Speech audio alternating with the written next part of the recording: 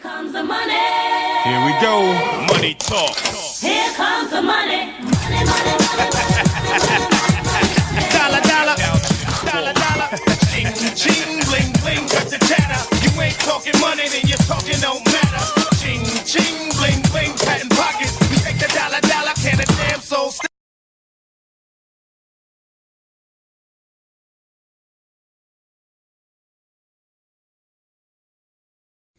Hey, what's up, guys? It's Rob from KY Constrictors and Exotics. I did promise you a video on how to breed Dubia roaches, plus a giveaway. It is still Wednesday by this time, but probably not by the time I get it posted. Sorry about that. I work, and a man's got to sleep, so anyway, third shift is a bitch. Sorry for the language, and sorry for this video being late, but here it is.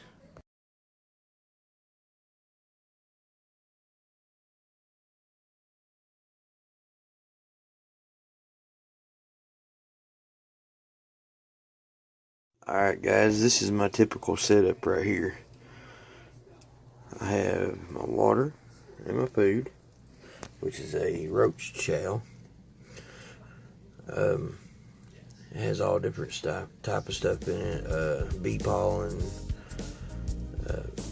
different types of grains ground up. I'm pretty sure that neither one of these are dog food or cat food based, so you definitely want to find somebody that has a chow that has the ingredients that you want to be putting into your reptile, because whatever you put into your dubias is what you're putting into your reptile, so keep that in mind. There's a lot of videos out there how to make your own chow, and a lot of them have dog food and stuff, and those are very high in fat, and while they do good to feed your dubias, they're not so good to feed your dragon or other reptiles, whatever you're using to feed. But anyway, I have my water here, my food here. I added this right here, ain't nothing but a Tupperware container full of Eco Earth coconut substrate that I moisten down to help with humidity, because roaches like high humidity. And they also like high heat. I'll put my lid back on here in a minute, but I usually try to keep it right around 100 degrees, 95 to 100. In order to do that, I use a ceramic heat emitter with a dimmer and a heat pad on the side. I know it's not the prettiest setup, but it works, trust me. I did have a lot of problem keeping the heat in. So I actually went to Lowe's and got some insulation wrap and wrapped the whole outside in this, except for the heat pad, of course. But anyway, that being said,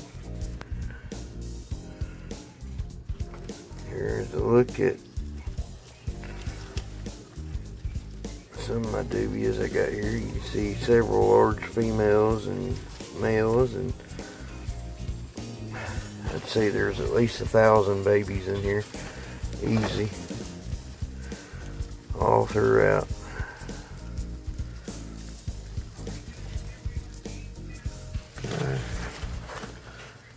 A lot of people will clean these weekly. I clean monthly, and yes, it's time for me to clean.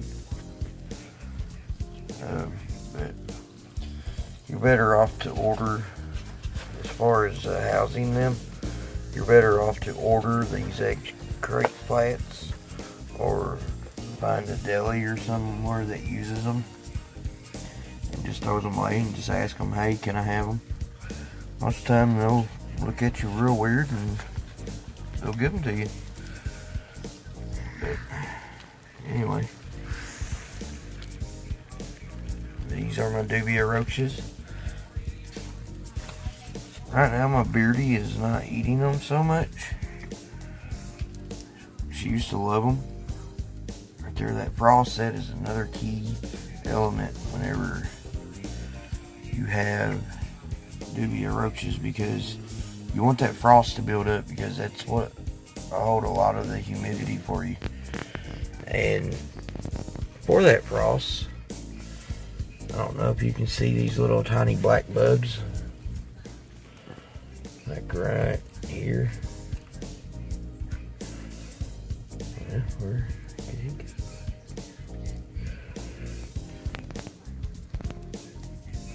Anyway, they're cleaner beetles is what they are. You see this worm right here?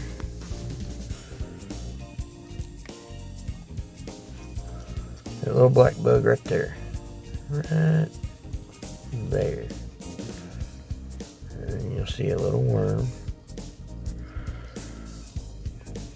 I literally did not buy any cleaner beetles. I ordered 50, I think, feeder dubias just to add into my, you see the white one there that just molted. I don't know if you can get that or not. Yeah. That's pretty cool, man. Honestly, I used to be terrified of bugs. Not really terrified, it's just, you know, ickies out.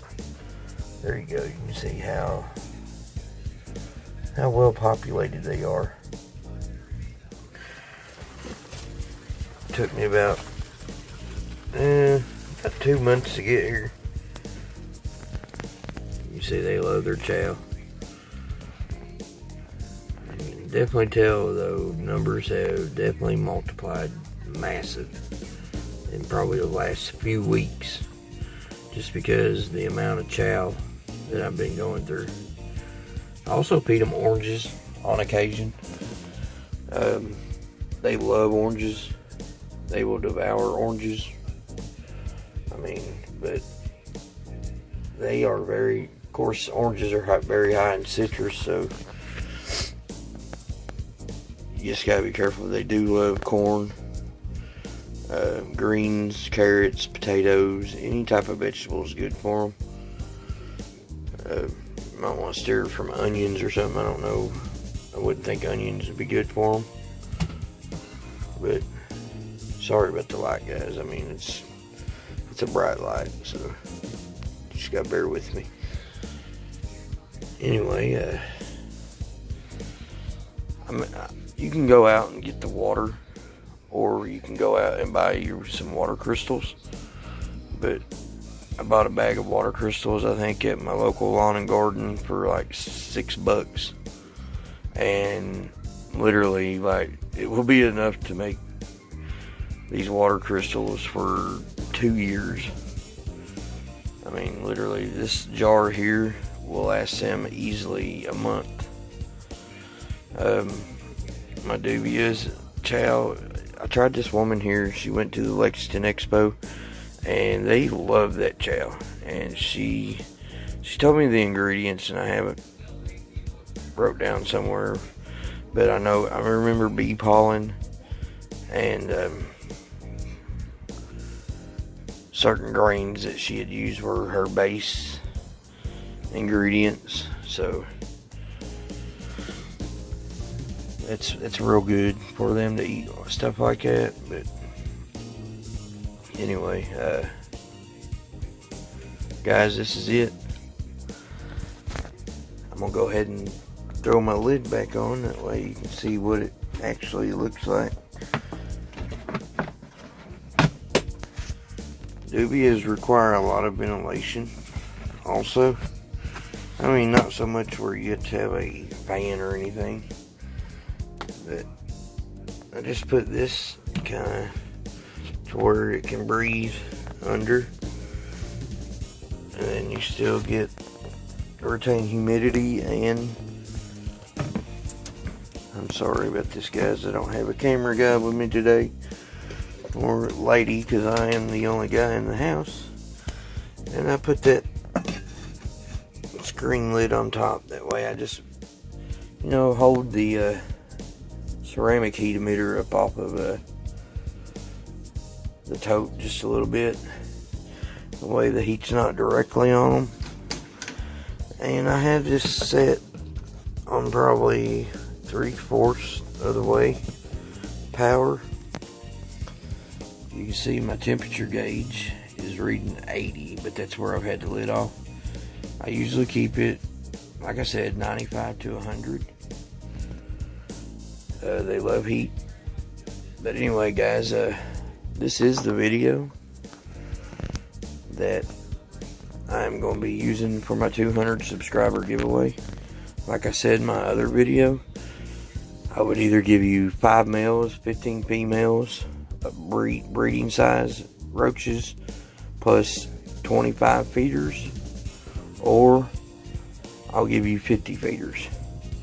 But I'm going to change my mind on that. I'll do 75 feeders.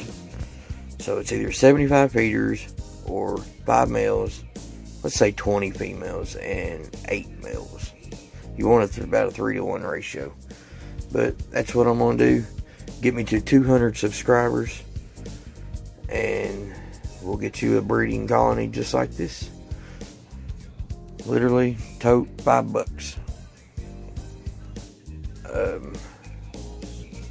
Video ran out, guys, sorry. Anyway, the tote was $5 at Lowe's. I did do some modifications, as you can see. I bought some screen that I'd used for I re-screened the window, so I had already had it. I just took aluminum tape and went around the edges so they couldn't crawl through. I tried to hot glue it, but the screen did not want to stick that well to it. And like I said, I have a bigger hole cut out here with a smaller hole cut out here. That way there is some ventilation going on. And let's see here. While I'm in here, sorry about my room, it's a little bit of a mess. I'm going to update you on two of my hatchlings that have shed out recently.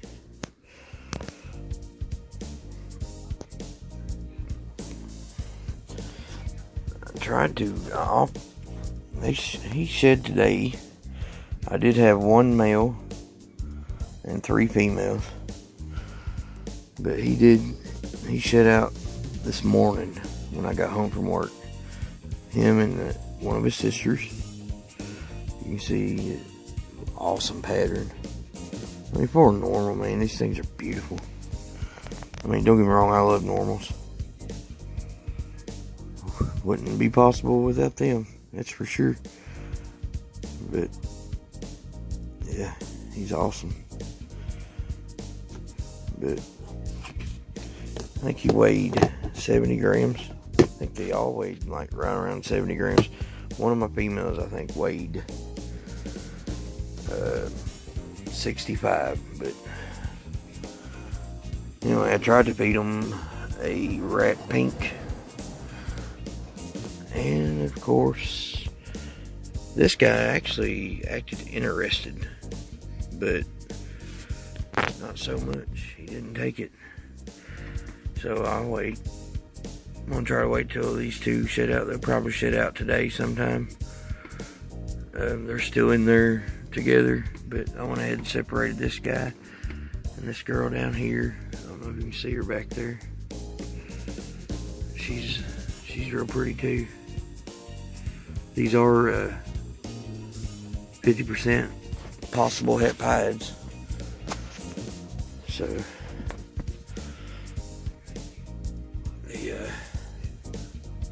the mother, she's in shed right now.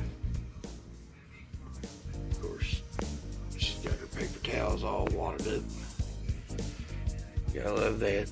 There's Zeus, a spider head albino. And you can't see Honey. She's a black pastel albino. And you made a mess in there with your water bowl again. I'm going to get her a bigger crock, especially one with the flat sides, because she keeps turning her water bowl over. These things right here is what I use for a lot of their water bowls and hides. They are caps that go on the end of rolls at work, And I figured that they work great for hides. They work great for water bowls. I just cut that little nub off there with my Dremel. Cut them a little hole, and I have a little hide for, you know, a growing snake. Of course, my bigger snakes, I don't usually use hides for them. And if I do, I use a bigger hide, of course. For some reason, my albino, she's about 1,000 grams now. But she is a little finicky, and if I was to take that hide out, she would not eat. For some reason, I don't know why.